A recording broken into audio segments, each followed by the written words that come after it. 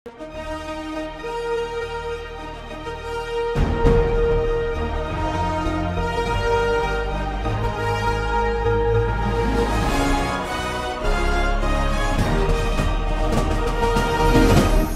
பார்த்து கொண்டிருப்பது உங்கள் ஜாஷ்வா டிவி. சகல ஜனங்களுக்கும் நற்செய்தி.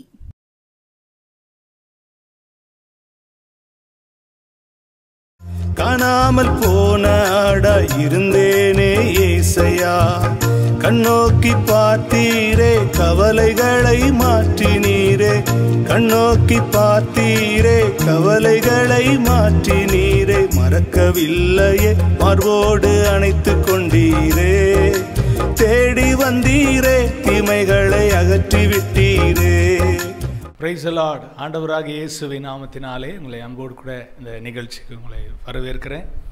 நீங்கள் எப்படி இருக்கீங்க? சந்தோஷமாக இருக்கீங்களா? சந்தோஷமாக இருப்பீங்கன்னு சொல்லி கர்த்தருக்குள்ளே நம்புகிறேன். ஆண்டுடைய நாமம் மகிமைப்படட்டும். ஸ்தோத்திரம். இந்த நாளிலும் ஆண்டுடைய வார்த்தையை கேட்கும்படி வேத புஸ்தகத்தை திருப்பிக்கோங்க. தேவன் உங்களோடு கூட பேசுவாராக. கர்த்தருடைய நாமத்துக்கு மகிமை உண்டாகட்டும். பழைய ஏற்பாடு புஸ்தகத்தில் எரேமியா தீர்க்கதரிசன புஸ்தகம் அதனுடைய 18ஆம் அதிகாரம் 4ஆம் வசனத்திலே இப்படியா நாம் வாசிக்கிறோம். குயவன் வணைந்து கொண்டிருந்த மண்பாண்டம் அவன் கையிலே கெட்டு போயிற்று. அப்பொழுது அதை திருத்தமாய் செய்யும்படிக்கு தன் பார்வைக்கு சரியாய் கண்டபடி குயவன் அதை திரும்ப வேறே பாண்டமாக வணைந்தான். கர்த்தர் நல்லவர். இந்த அருமையான இந்த செய்தியிலே நாம் பார்க்க போகிற தலைப்பு திரும்ப வணைந்த பாண்டம் என்ற தலைப்பின் கீழ் ஆண்டுடைய வார்த்தையை நாம் சிந்திக்க போகிறோம்.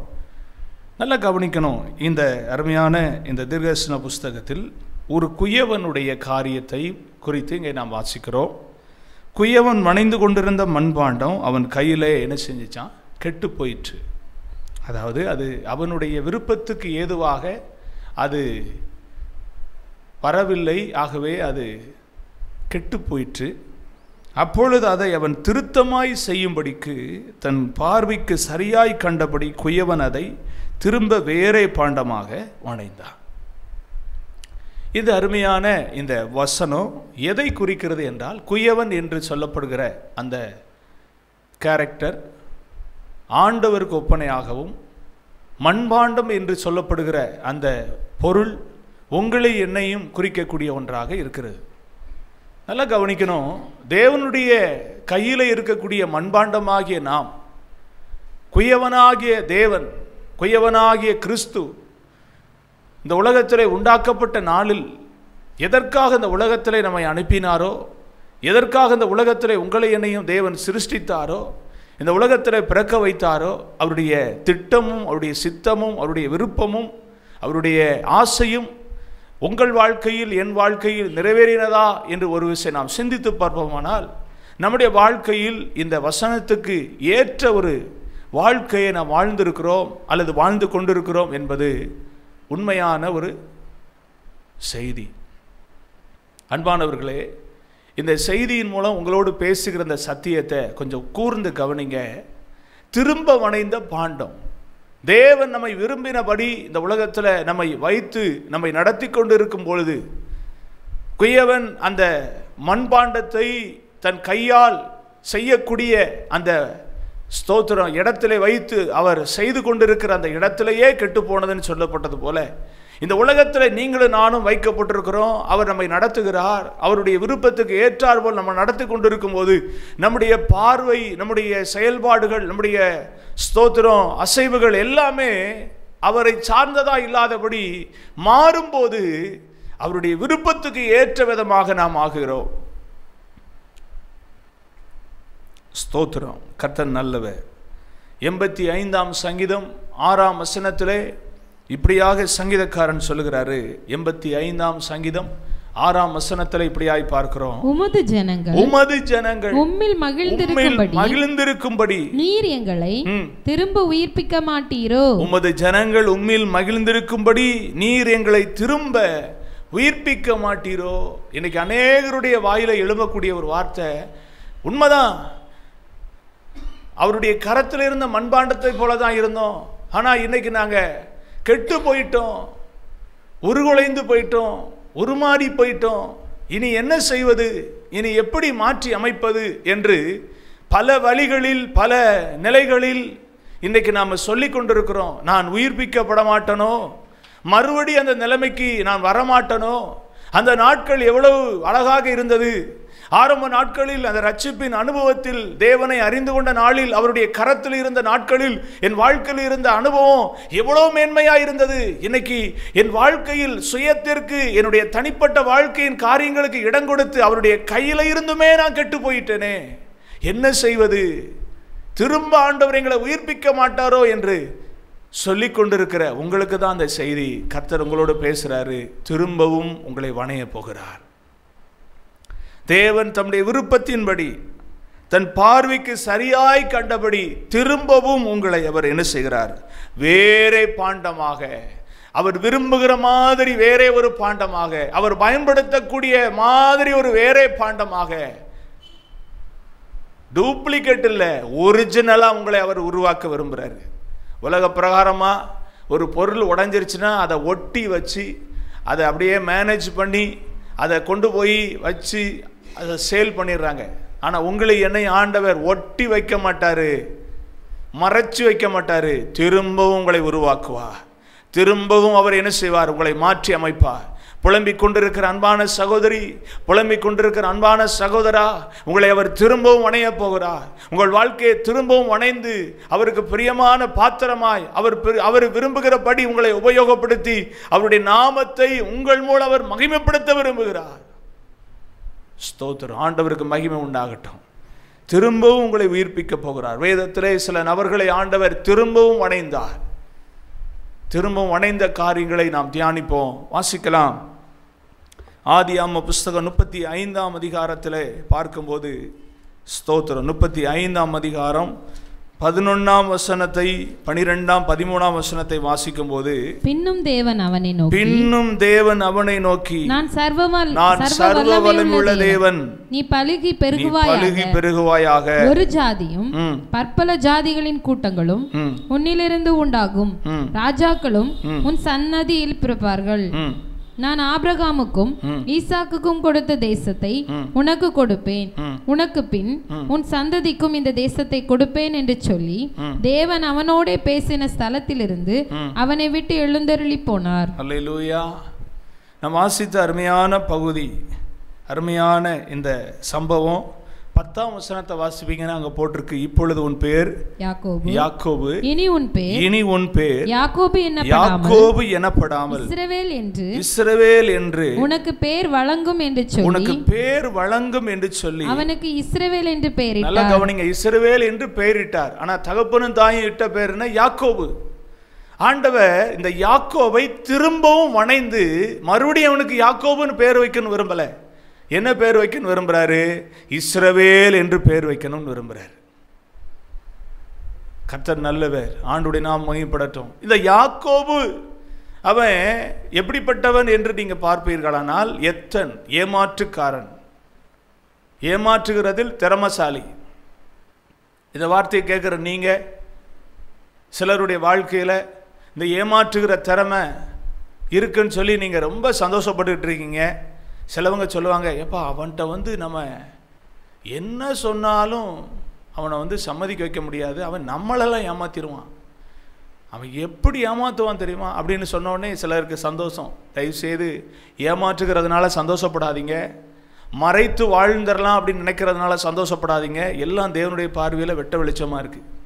தேவன் எல்லாத்தையும் பார்த்துக்கிட்டு இருக்கிறார். ஆண்டவர் உங்களை அப்படிலாம் விட மாட்டார்.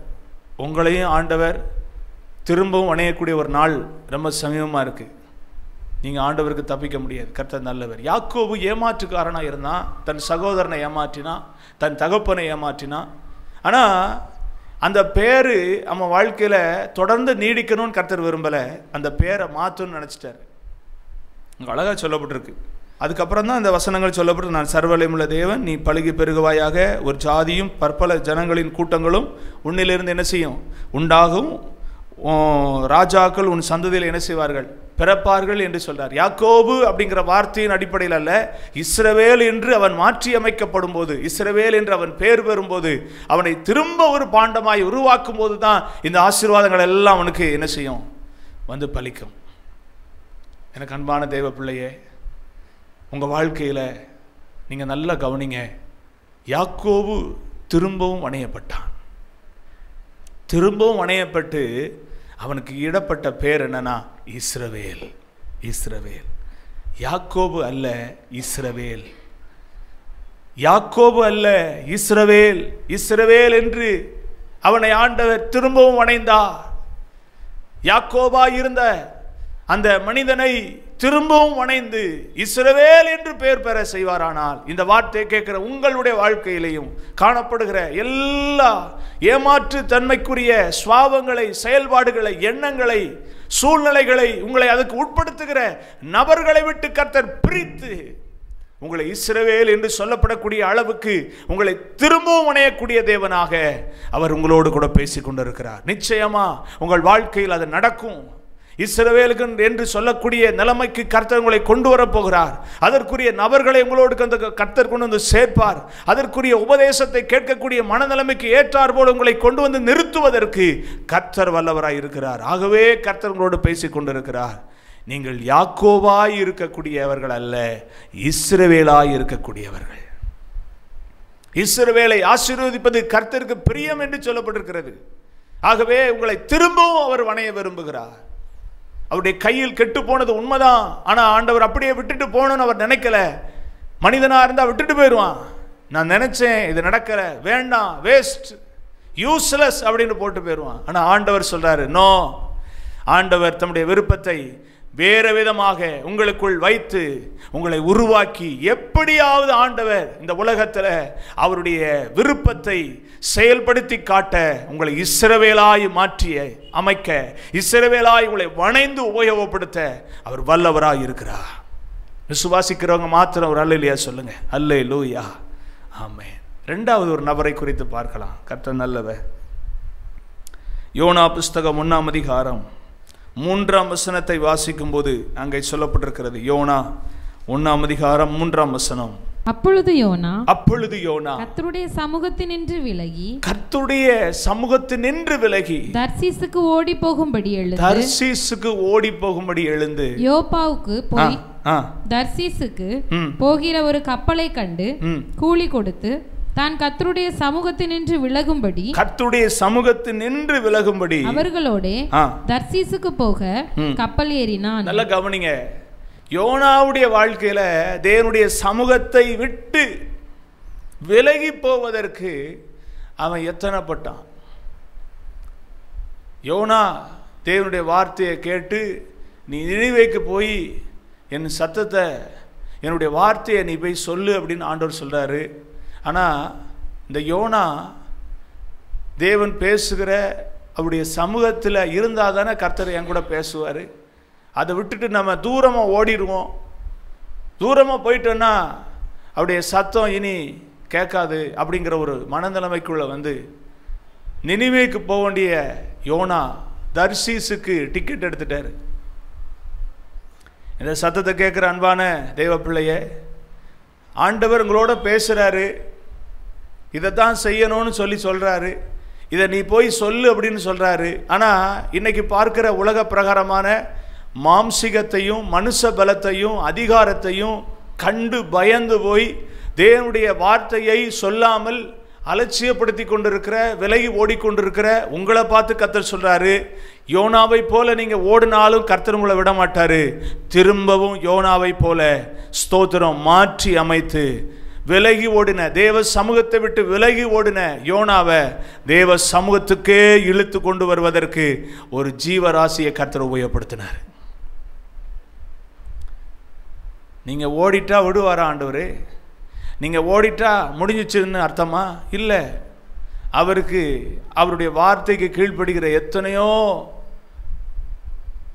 ஜீவராசிகளை கர்த்தர் உண்டாக்கி இருக்கிறார். எதையோ ஒன்றா வச்சு ஆண்டவர் உங்களை இழுத்து கொண்டு வருவார். திரும்பவும் அணைவதற்கு கர்த்தர் என்ன செய்வார்? ஆண்டவர் பயன்படுத்துவார். ஆகவே ஓடிக்கொண்டிருந்த நாட்கள் போதும், கர்த்தருடைய சமூகத்தை விட்டு விலகி ஓடிக்கொண்டிருக்கிற அனுபவம் போதும். தேவனோடு நீங்கள் தனித்திருக்கக்கூடியவங்க, தேவனோடு கூட நெருங்கி இருக்கக்கூடியவங்க, தேவனோடு கூட நேரத்தை செலவிடக்கூடியவங்க, நீங்கள் கர்த்தர் சொல்லுகிற வார்த்தையை கேட்டு எத்தனையோ மகத்துவமான காரியங்களை கர்த்தர் செய்திருக்கிற பட்சத்தில் இப்போ சொன்ன வார்த்தை கொஞ்சம் வித்தியாசமாக இருக்குது, கொஞ்சம் வேறுபாடாக இருக்குது, இதெல்லாம் இந்த காலத்துக்கு சொல்ல முடியாது, இந்த காலத்துக்கு இதை செய்ய முடியாது அப்படின்னு உங்களுக்குள்ள ஒரு தீர்மானம் பண்ணிக்கொண்டு போகக்கூடிய இடத்தை விட்டுட்டு வேற இடத்துக்கு போகக்கூடிய நீங்கள் இன்னைக்கு ஆண்டவரால் எச்சரிக்கப்படுறீங்க. இல்லை, தேவன் சொன்னதைத்தான் நீங்க செய்யணும். அப்படி செய்யலனா திரும்ப உங்களை வணைந்து கொண்டு வருவதற்கு சில இக்கட்டான சூழ்நிலை உங்க வாழ்க்கையில வரும். அதுக்கப்புறம் வர்றதை விட இப்பவே நீங்க மனம் மாறிட்டீங்கன்னா ரொம்ப நல்லது. யோனாவுடைய வாழ்க்கையில தேவ சமூகத்துக்கு விலகி போன யோனாவை கர்த்தருடைய சமூகத்தில் விழுந்து, ஆண்டவரே நீங்க சொன்னதை செய்யறேன் அப்படின்னு ஒரு நிலைமைக்கு கர்த்தர் அவனை திரும்ப வணைந்தார். அதற்கு ஆண்டவர் ஒரு மீனை யூஸ் பண்ணாரு. மீனுக்குள்ளே 3 நாள் இருக்க வச்சாரு. அவன் அழிந்து போகாதபடி கர்த்தர் காத்தாரு. திரும்பவும் கொண்டு போய் கக்க வைத்தாரு. அப்போ தான் சொல்கிறான், நீங்கள் என்ன சொன்னாலும் நான் செய்வேன்ப்பா, நீங்கள் என்ன சொன்னாலும் செய்வேன். உங்கள் சமூகத்தை விட்டு நான் விலகி ஓட மாட்டேன். உங்கள் சமூகம் எனக்கு வேணும். கர்த்தருடைய பிள்ளைகளே, உங்கள் வாழ்க்கையில் இந்த வார்த்தை எவ்வளோ முக்கியமானது அப்படிங்கிறத நீங்கள் உணர்றீங்களா? யோனா தேவ சமூகத்தை விட்டு, கர்த்தருடைய சமூகத்தை விட்டு விலகி ஓடினவனை அப்படியே சமூகத்தில் வந்து விழுந்து நீங்கள் சொல்கிறத செய்கிறேன்னு சொல்லக்கூடிய நிலைமைக்கு திரும்பவும் கர்த்தர் யோனாவை வணைந்தார். இன்றைக்கி அந்த வார்த்தையின் மூலம் உங்களை வணைகிறார். அவருடைய சமூகத்தை விட்டு விலகி ஓடுனீங்க. அவருடைய சமூகம் எவ்வளோ இன்பமானதுன்னு தெரியும். அவருடைய சமூகத்தில் இருக்கிற பேரானந்தம் எவ்வளோ நல்லதுன்னு தெரியும். ஆனாலும் இன்றைக்கி அதை விட்டுட்டு இன்றைக்கி உலகத்துக்காக, குடும்பத்துக்காக, உறவினர்களுக்காக, சகோதரர்களுக்காக, உலகத்தின் சம்பாத்தியத்துக்காக, உலகத்தில் உள்ள மதிப்புக்காக, உலகத்தில் ஏற்படக்கூடிய எத்தனையோ உரிய சௌகரியத்துக்காக நீங்கள் ஆண்டவருடைய சமூகத்தையே விட்டுட்டு போயிட்டீங்களே. இன்னைக்கு ஆண்டவர் சொல்றார், திரும்ப உங்களை வணைந்து கொண்டு வருவார். விடமாட்டார்.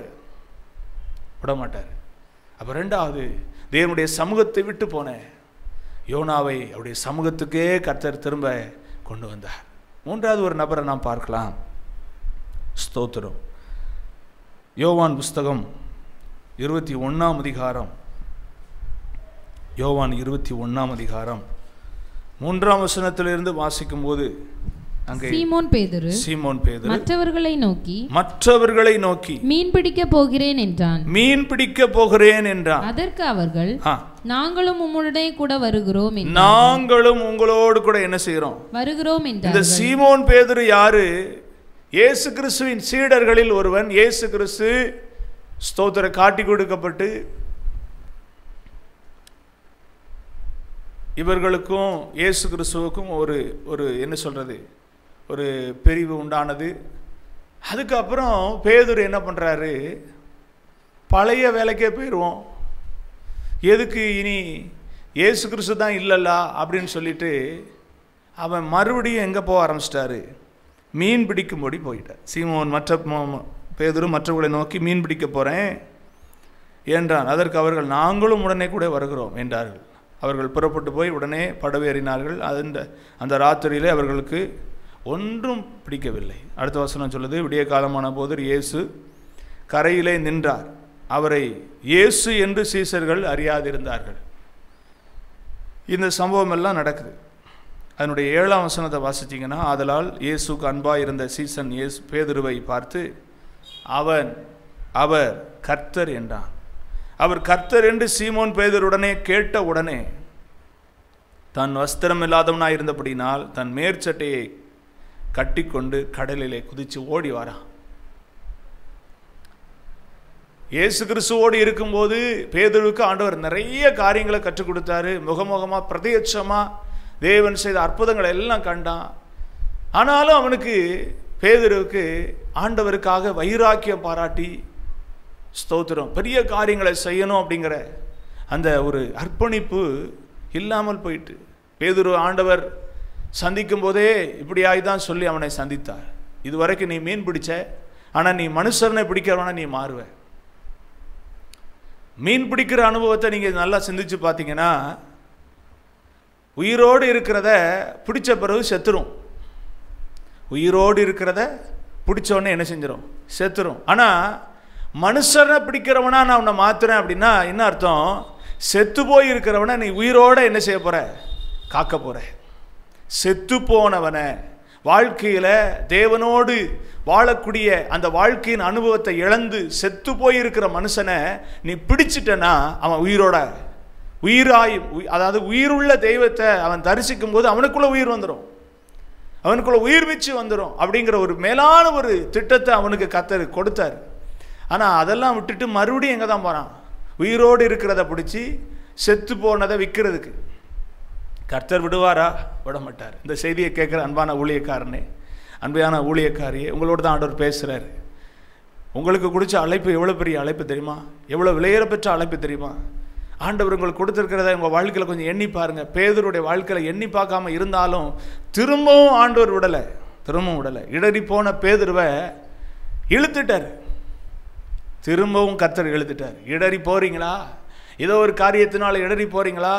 நினச்ச மாதிரி பணம் இல்லை, நினச்ச மாதிரி ஸ்தோத்திரம் மதிப்பு இல்லை, நினச்ச மாதிரி அங்கீகரிப்பு இல்லை, நினச்ச மாதிரி எனக்கு ஒன்றுமே இல்லை, ஊழியம் வேணாம் அப்படின்னு நினைக்கிறீங்களா?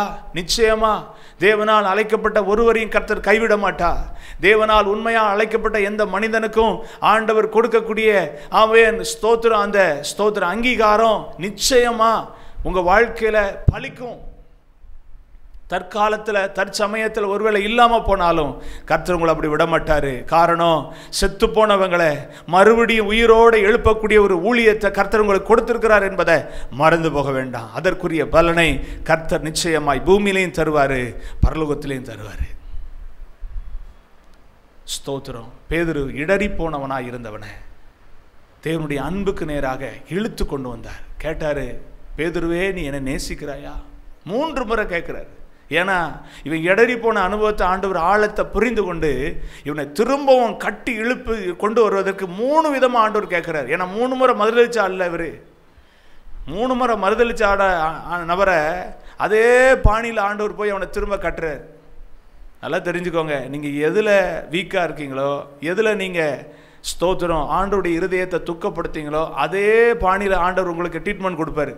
அதே பாணியில் உங்களுக்கு ட்ரீட்மெண்ட் கொடுத்து உங்களை திரும்பவும் கர்த்தர் உருவாக்கி உங்களை சாட்சியாக நிறுத்துவார். நீங்கள் போய் சொல்லக்கூடிய இடத்துல அந்த சாட்சி தேவனுடைய நாமத்துக்கு மகிமையான காரியங்களை, அநேகரை, ஆயிரக்கணக்கான நபர்களை, அநேக லட்சக்கணக்கான நபர்களை தேவன் அண்டை இழுக்கக்கூடிய பயங்கரமான சாட்சியாக உங்களை திரும்பவும் வணையக்கூடிய தேவனாக இருக்கிறார்.